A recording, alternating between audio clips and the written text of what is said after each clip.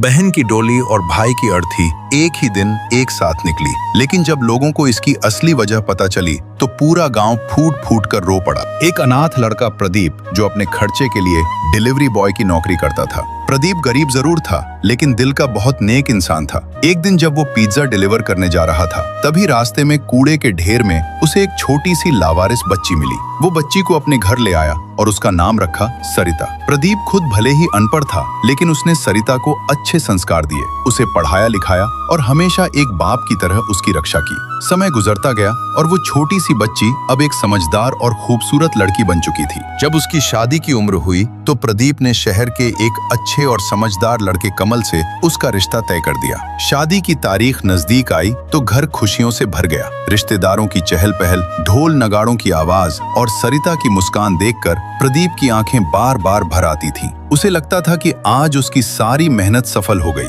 लेकिन किस्मत को कुछ और ही मंजूर था। शादी से सिर्फ 2 घंटे पहले प्रदीप के फोन पर ऑफिस से एक जरूरी कॉल आया। उसे तुरंत एक डिलीवरी के लिए बुलाया गया। जैसे ही वो बाहर निकलने लगा, सरिता ने उसका हाथ पकड़ लिया और बोली, भैया मत जाइए ना, पता नहीं क्यों आज मेरा दिल बहुत घबरा रहा है। प्रदीप मुस्कुराया, उसके सिर पर हाथ फेरा और बोला, अरे पगली, बस थोड़ी देर की ही तो बात है, मैं अभी गया और अभी आया, तेरी विदाई अपने हाथों से करूंगा। ये कहकर वो घर से निकल गया, लेकिन उसे क्या पता था कि यह उसके जीवन का आखिरी सफर होगा। रास्ते में चलते हुए वो अपनी बहन की शादी के सपने देख रहा था। तभी अचानक तेज रफ्तार से आती एक बेकाबू कार ने उसे जोरदार टक्कर मार दी। टक्कर इतनी भयानक थी कि प्रदीप ने मौके पर ही दम तोड़ दिया। एक पल में सब कुछ खत्म हो गया। जैसे ही यह खबर घर पहुंची, सरिता के पैरों तले जमीन खिसक गई। उसकी चीख पूरे घर में गूंज उठी। जिस भाई ने उसे जिंदगी दी थी, आज वही हमेशा के लिए उसे अकेला छोड़ गया था। कुछ ही मिनट पहले जहां शहनाइयां बज रही थी,